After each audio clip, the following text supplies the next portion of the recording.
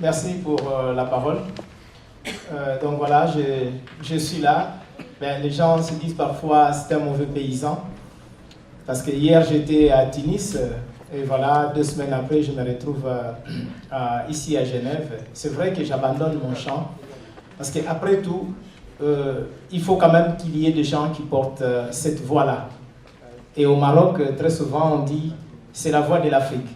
Donc je représente cette voix. En parlant du Congo, je parlerai aussi de l'Afrique entière. Donc le Congo, c'est vraiment la malédiction, comme il faut le dire ainsi, parce que c'est un pays qui a une grande superficie, 2 345 000 km². Et quand j'ai demandé hier soir aux amis avec qui je suis, la superficie de la Suisse, c'est pas encore 440 000 quoi. C'est 40 40 000. Alors, le Congo, c'est 2 345 000 km². Donc, très souvent, on appelle ça sous-continent. Et le Congo, c'est aussi cet espace avec beaucoup d'eau concurrente à l'Amazonie. Donc, il y a de l'eau au Congo. C'est très important quand nous parlons de ressources de matières premières, parce qu'avec l'eau, et ce n'est pas de l'eau salée, c'est de l'eau douce. Donc, on peut ne pas attendre la pluie et arroser les légumes, arroser les plantes si on veut bien. Donc, voilà pourquoi les multinationales aujourd'hui veulent facilement venir au Congo faire aussi de l'agriculture, prendre les terres, l'accaparement des terres. Tout à l'heure, elle a parlé de la question de la dette extérieure. Bon, très souvent, je me sens mal à l'aise quand je suis assis. J'aime toujours me mettre debout si ça ne gêne pas. Oui, ok. Merci beaucoup. Ouais. Bon, j'ai été formé enseignant et après paysan de profession. Donc, un enseignant, il est toujours debout. Et le paysan, il est toujours debout. Pour faire l'agriculture, il faut être debout ou pas assis. Et aussi, j'ai fait une émission à la télé intitulée Congolais Téléman. Donc, Congolais, lève-toi. Alors, quand je suis assis, je me sens très mal à l'aise. Oui, donc la dette, c'est très important qu'on en parle, la dette. Parce que c'est cette dette qui fait qu'aujourd'hui, le gouvernement congolais et beaucoup de gouvernements en Afrique, même en Amérique latine, aussi quelques pays en Asie, ont facilement libéralisé tous les secteurs.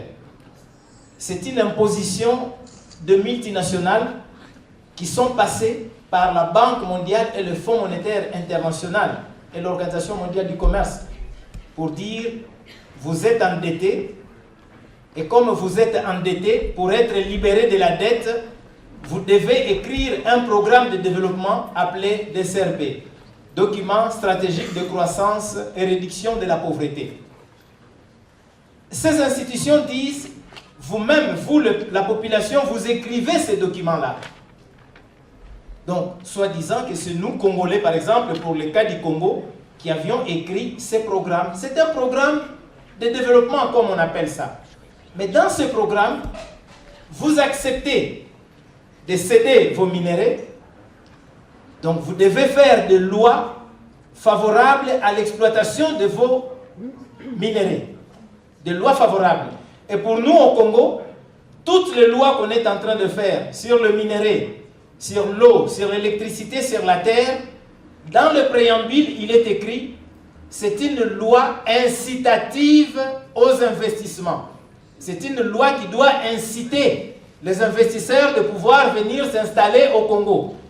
Et dans ces différentes lois, les investisseurs qui sont de multinationales sont exonérés des taxes. Sont exonérés des taxes. Et c'est ce qui fait que pour la République démocratique du Congo, si on veut bien, moi j'aime le Congo parce que la République et la démocratie, je la cherche, je ne la trouve pas. Donc le Congo, pour le Congo, vous avez pour le Congo près de 30%, 35% du territoire national occupé par le multinational qui exploite le minerai. 35% du territoire national.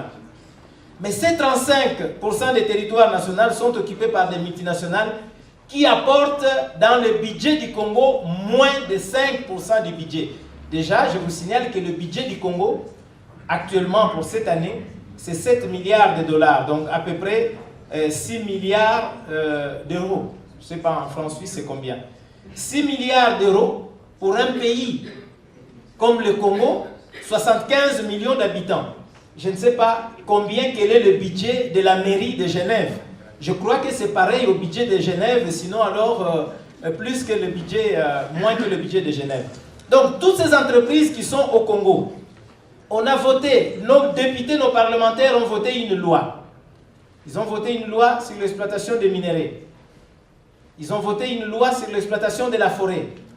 Toutes ces lois-là, ce sont des conditionnalités données par des institutions financières internationales, dictées. Les institutions financières internationales dominées par la Banque mondiale, le Fonds monétaire international et l'Organisation mondiale du commerce qui sait régler le commerce ou dérégler le commerce quand il s'agit de pays riches et régler de l'autre côté, eh bien, ils ont donné ces conditions-là pour faire des lois qui doivent être favorables aux investisseurs.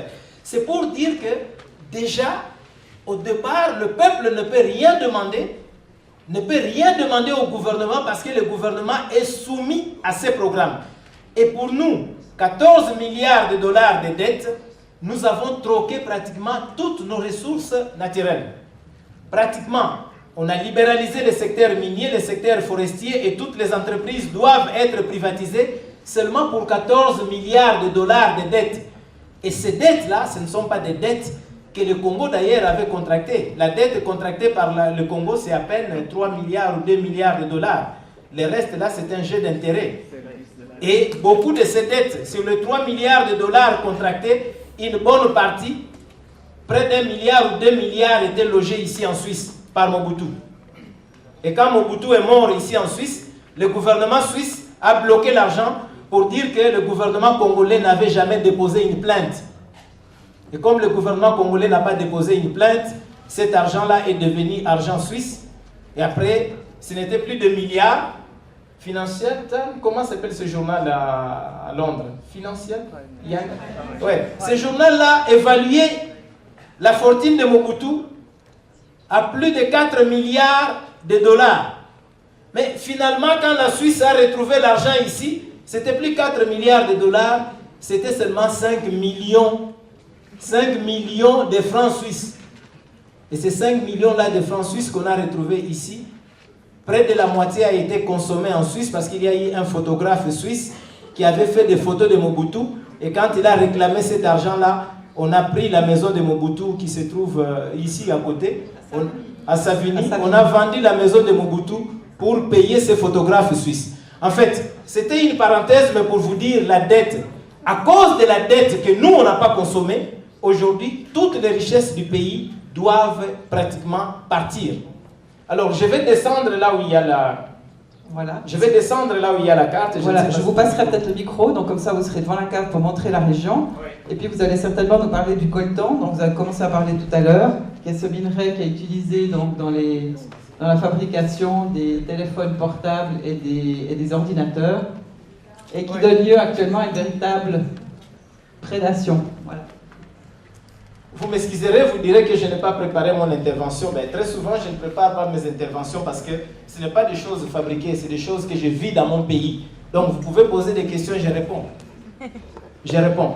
Donc, si je descends sur cette carte, c'est pour vous dire simplement que les territoires congolais occupés par le multinational, puisque nous parlons de matières premières, c'est pratiquement tous les Katanga ici, la région vers la Zambie et la Tanzanie après le lac Tanganyika. C'est pratiquement tous les Katanga, c'est pratiquement aussi presque toute la région, la province orientale, et c'est toute cette partie ici du Maniema et du Kivu, la région en guerre, et les Kasaï où il y a de l'or. Dans les Katanga, c'est le cuivre. Dans les Katanga, c'est plus le cuivre, c'est plus le cobalt qui vous permet d'avoir le batterie que vous avez dans vos téléphones. Les batteries, donc l'énergie que vous avez dans vos téléphones et dans vos ordinateurs. Mais ici, il y a aussi le coltan, le minerai dont on va parler. Quand vous allez dans les Kasaï ici, c'est les diamants. C'est les diamants. Vous allez dans la province orientale, ici, à la limite, à la frontière avec le Soudan, c'est plus de l'or et les diamants. L'or et les diamants, bon, ici, il paraît qu'on sait bien traiter l'or ici en Suisse, mais d'où vient cet or, on ne sait pas.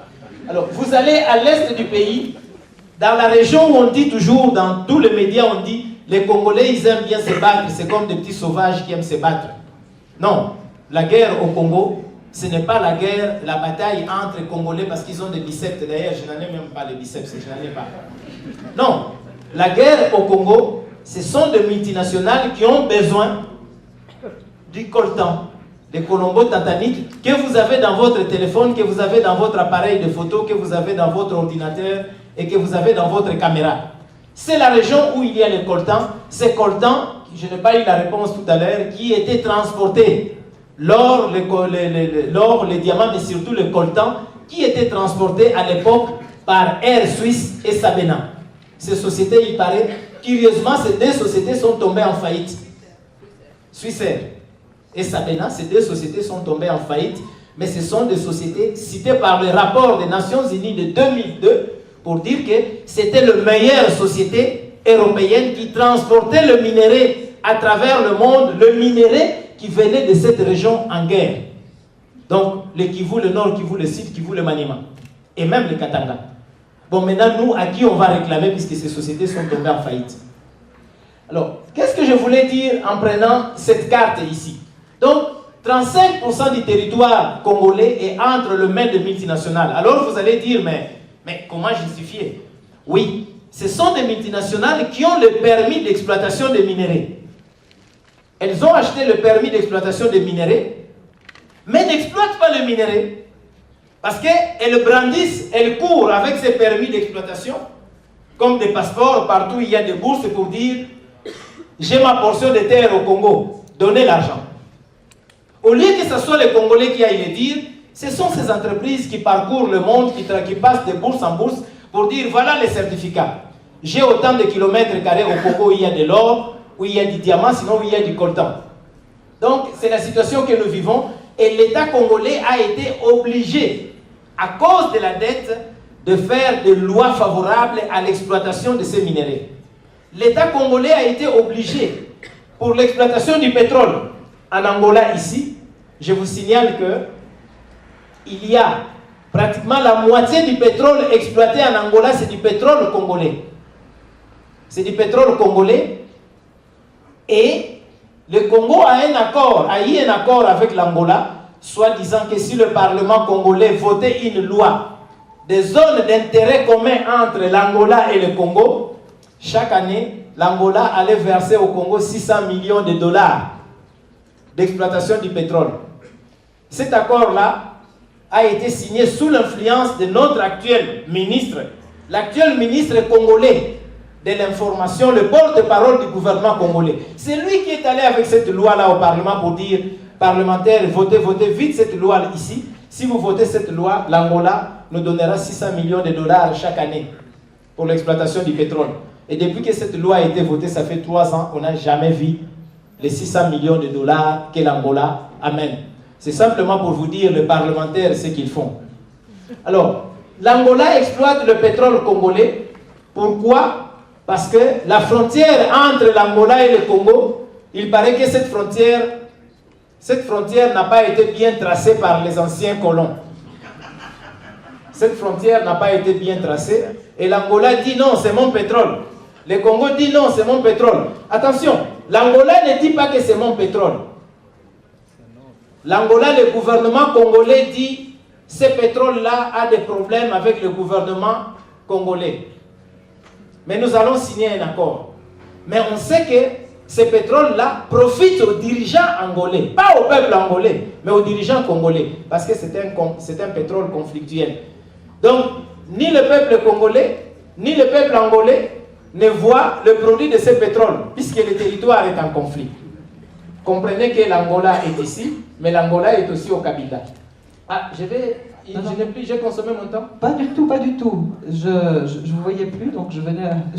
Ah bon. Donc, non, mais vous n'avez pas du tout consommé votre temps, mais si j'ose, parce que là, c'est effectivement la question entre Angola et RDC, j'aurais souhaité, parce que vous avez encore du temps, mais d'intervenir peut-être aussi sur des exemples concrets de violations menées par les sociétés sur place, et puis peut-être aussi, donc quelques pistes comme ça pour le temps que vous imparti, aussi quelques pistes sur ce que les organisations et les gens qui sont engagés en Suisse peuvent faire pour faire bouger les choses, voilà, pour cette collaboration. Parce que dans cette salle, il y a effectivement beaucoup de gens qui sont très engagés dans divers mouvements, etc.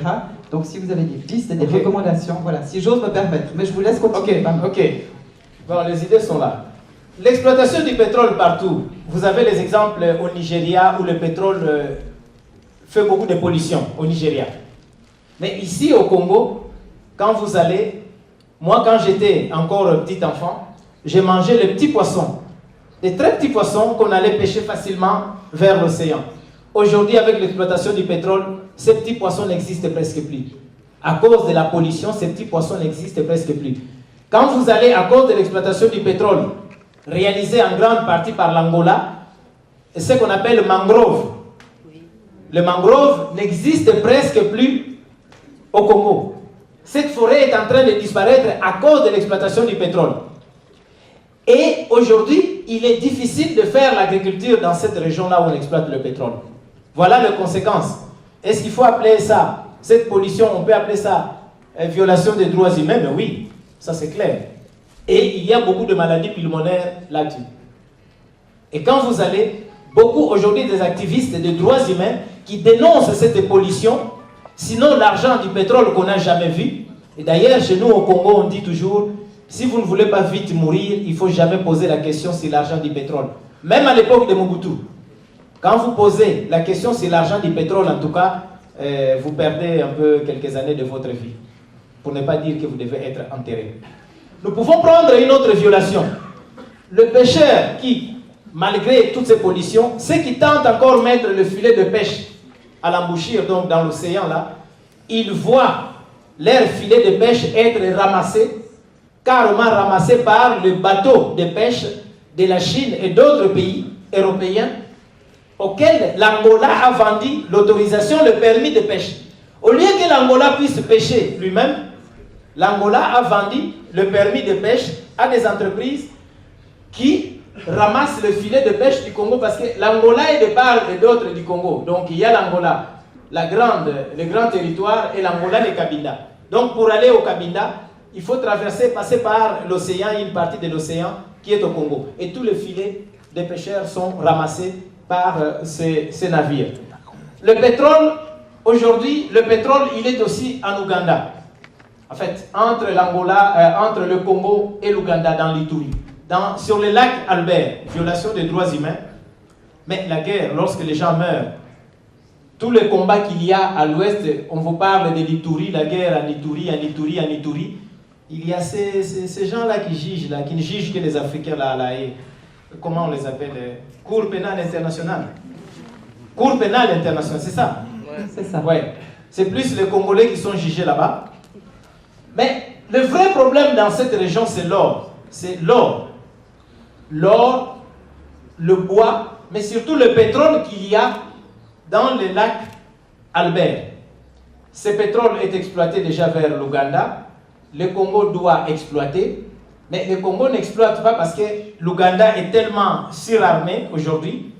C'est le gouvernement ougandais, hein, pas le peuple ougandais. C'est le pion des États-Unis et de Grande-Bretagne, bon, je crois aussi de la Suisse, qui fait qu'aujourd'hui, parler du pétrole dans cette région-là, c'est parler de la guerre. Et tous les activistes qui parlent de ces pétroles, de l'exploitation de ces pétroles, qui doit être exploité aussi du côté congolais, pratiquement tous ces activistes finissent toujours par être arrêtés. Et on appelle cette guerre-là, comment on appelle ça? Guerre civile. Ce n'est pas la guerre civile qu'il y a au Congo. C'est la guerre causée par ces multinationales à cause de ces pétroles, à cause de ces minéraux. Venons dans le Kivu, où vous avez les coltans. Les coltans, chacun de nous, je ne sais pas s'il y a quelqu'un qui n'a pas un téléphone ici, mais en tout cas, tous, même moi au village, j'ai un téléphone. Malheureusement, c'est ces coltans. Les coltans ici posent de très sérieux problèmes. Vous avez des mouvements rebelles qui viennent du Rwanda, enfin, qui sont venus du Rwanda, les FDLR. Vous avez le mouvement rebelle qui sont venus de l'Ouganda, les FDLR. Vous avez le mouvement rebelle qui sont venus du Soudan, notamment les Mororo. Ils disent que ce sont des éleveurs, mais tous ces mouvements se retrouvent ici. Et vous avez des mouvements de résistance au Congo. Il y a de vrais mouvements de résistance Maï-Maï, mais il y a de faux Maï-Maï, donc des mouvements de résistance. À l'époque, le Maï-Maï, c'était des gens, des mouvements de Congolais qui résistaient contre le pillage du Congo. Mais aujourd'hui, beaucoup de mouvements de résistance, beaucoup de mouvements rebelles se cachent derrière le Maï-Maï pour dire nous résistons, alors qu'en réalité, ce sont des mouvements fabriqués par des multinationales pour piller les richesses du Congo et violer les femmes pour intimider le peuple qui résiste. On arrive, on va violer votre maman, on va violer votre sœur en votre présence, on la viole et à la fin, on s'amuse avec son appareil génital, on prend ou bien le couteau, on met dans le vagin, ou bien on prend une arme, l'extrémité du fusil, on met dans le vagin, ou on prend un morceau de bois, on met dans le vagin. Vous vous imaginez ce genre d'atrocité? Et ça, c'est visible. C'est visible. Mais tout ça, on dit, ah oui, les Congolais, c'est entre eux. Mais on le fait pour décourager tous ceux-là qui peuvent résister à la guerre. Et donc, ça donne libre accès au pillage des ressources du Congo. Et vous avez même les Nations Unies, des soldats des Nations Unies qui violent aussi les femmes. On en a vu, un Français était bel et bien arrêté, mais au lieu d'être jugé au Congo, il avait été transféré en France, où il n'a fait que quelques mois pour dire « Oh non, mais c'était pas grave. » C'était pas grave. Donc vous dites, Victor Ndouzi, que les milices, en fait, qui commettent les atrocités que vous mentionnez, sont en fait instrumentalisées par les intérêts souvent de multinationales ou des pays voisins, le Rwanda, etc. C'est ce que vous dites? Mais je confirme. Je le confirme parce que ces milices, mais où est-ce qu'ils trouvent les armes? Et je vous signale qu'il y a même des soldats des Nations Unies qui vendent, qui échangent les armes contre le minerai de ces milices. Il y a même des soldats des Nations Unies. Ah, on a dit, ah non, c'était quelques soldats indiens. C'était quelques soldats indiens. Non, mais vous vous imaginez, nous ne voyons pas des soldats indiens. Nous voyons les Nations Unies. Bon, c'est clair. Les soldats des Nations Unies, même en Haïti, ils ne font rien. Et nous en avons 18 000 au Congo. Et là, on va encore ajouter 2500 militaires des Nations Unies. Donc, bientôt, ça sera 20 000 militaires des Nations Unies au Congo pour que la guerre ne s'arrête pas. C'est malheureux. Qui n'arrivent pas à empêcher ces massacres. Qui n'arrivent pas à empêcher. Et ils sont là pour observer. Ce sont des observateurs. Il paraît que maintenant, ils vont traquer les rebelles. Mais nous connaissons. Ça, c'est seulement une façon de dire. C'est une façon de dire, c'est une façon de faire. Même s'il y aura des Sud-Africains qui viendront. Mais nous connaissons aujourd'hui qui sont derrière le gouvernement sud-africain. Qui sont derrière le gouvernement sud-africain? Ce sont des multinationales anglaises et américaines. Ça, nous savons. Ça, nous le savons. Donc, et face, si j'ose, et face à cette prédation donc, généralisée, il y a des organisations de la société civile qui se battent avec énormément de courage. Vous en faites partie. Donc, quels sont les risques, en fait, qu'encourent, en fait, les gens qui, comme vous et d'autres, essayent de s'opposer à cette prédation, à ce pillage, à toutes ces exactions qui sont commises en permanence sur la population civile? Bon, le risque d'abord, je vous signale que je suis sous mandat d'arrêt. En principe, je ne sais pas quand est-ce qu'on va m'arrêter. Je suis sous mandat d'arrêt. La raison, c'est que je suis auteur intellectuel d'un incendie parce que j'avais demandé à la police d'être à l'endroit où mon neveu était mort. Chez nous, lorsqu'un jeune meurt, les jeunes viennent taper le vieux, nous qui avons les cheveux blancs. On dit toujours sorcier, les jeunes là, on l'a mangé. Et moi, j'ai voulu éviter cela. J'ai demandé à la police d'être là. La police est arrivée 40 minutes après. Les jeunes avaient déjà brûlé la maison. Et comme moi, j'avais demandé à la police d'être là, le magistrat a trouvé que j'étais l'auteur intellectuel de l'incendie. Et donc, normalement, le mandat d'arrêt est là. Il ne m'a pas encore mis en prison. Mais je dois être arrêté. Mais à la fin, il me dit aussi, ah oui, mais parce que tu parles trop. Tu voulais faire de la politique. Mais parce que tu parles dans le média, on t'ajoute une autre infraction. Donc, le risque que nous courons, on t'ajoute une autre infraction. Comme trophée, outrage à magistrat. Tu injures le magistrat. Après, on dit non. Comme tu avais mis le moyen à la police pour être à cet endroit-là, tu as corrompu la police, donc corruption. Donc, c'est pour vous dire les risques que nous courons. Parler à la radio, Parler de tous ces problèmes à la radio, c'est un risque. Et au Congo, beaucoup de journalistes ont toujours été arrêtés. Je ne sais pas quand est-ce que viendra mon tour. Je ne le souhaite pas parce qu'on me laisse encore le temps de parler. Parce que mon émission, c'est Congolais Téléman. Donc, Congolais, lève-toi.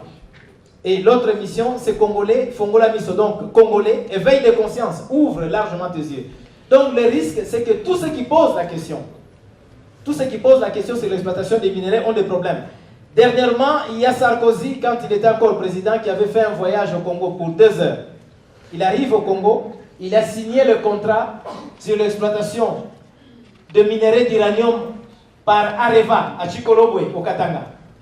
Sarkozy n'a fait que 2 heures, et le minerai de Chikolobwe, c'est ce minerai d'uranium, c'est cette mine d'uranium qui avait servi à la fabrication malheureuse de la bombe d'Hiroshima et de Nagasaki pendant la Deuxième Guerre mondiale. Les États-Unis avaient dit, vous fermez, comme moi j'ai gagné ma guerre, vous fermez cette mine.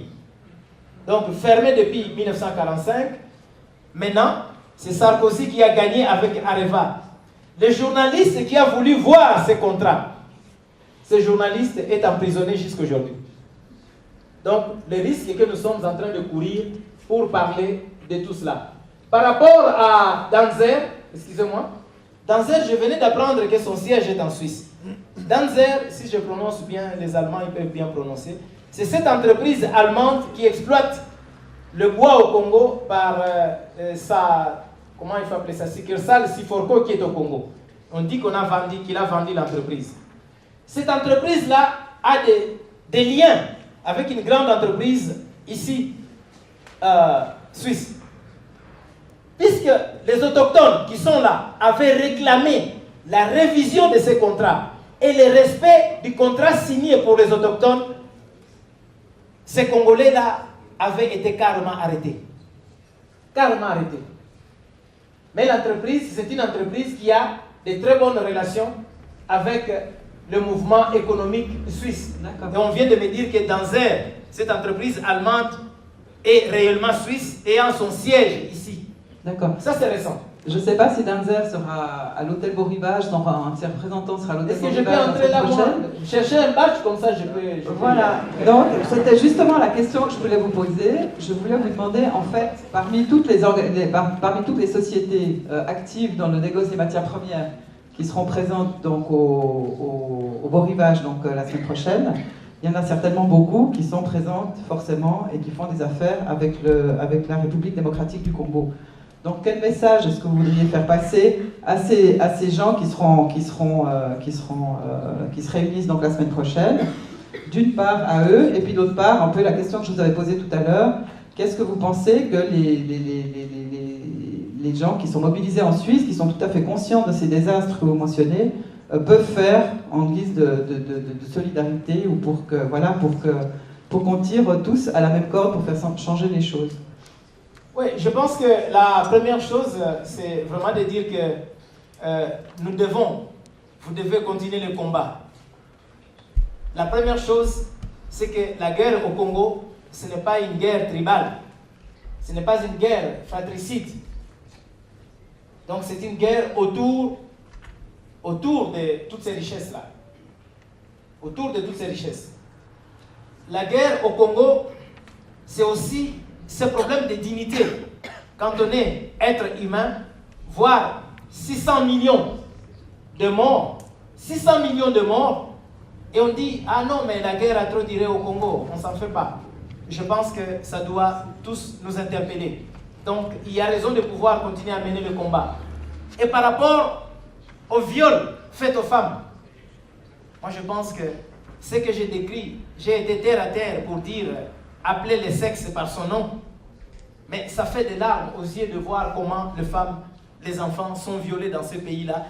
Mais tout ça pour décourager les gens, exploiter et piller le minerai, parce que quand on le fait, vous devez vous taire. Mais le peuple congolais ne se tait pas. Donc nous continuons à mener le combat. Ce qu'il faudrait dire aussi, c'est qu'on fasse beaucoup d'attention.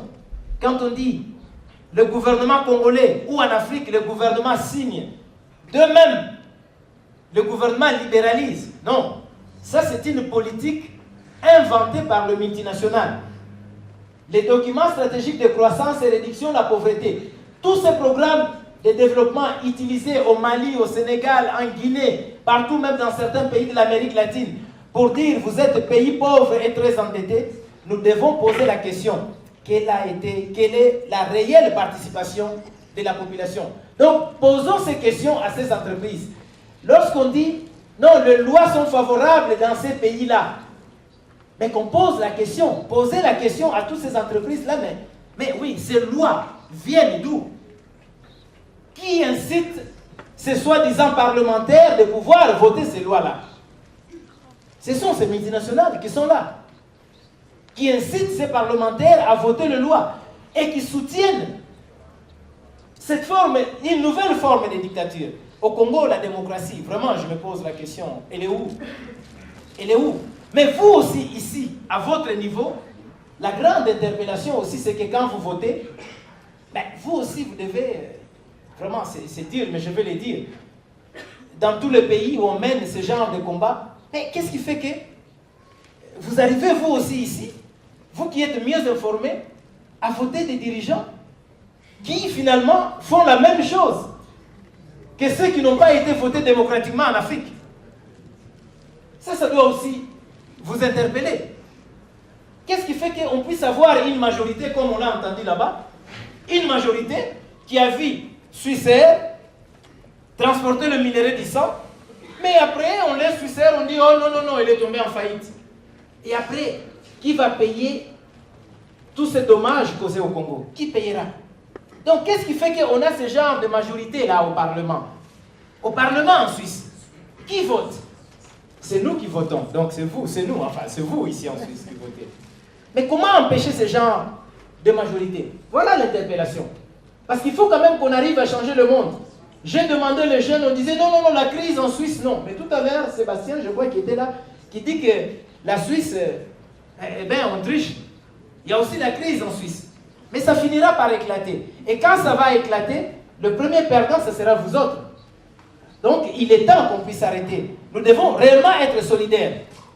Nous devons réellement être solidaires. Et par rapport aux médias, nous savons que ces médias diront toujours la guerre au Congo, la guerre au Nigeria, la guerre au Mali, c'est entre eux.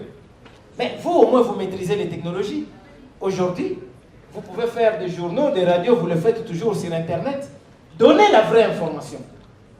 Donnez la vraie information, comme on disait tout à l'heure. Ayez de vrais alliés dans le pays du Sud pour que vous puissiez avoir la vraie information.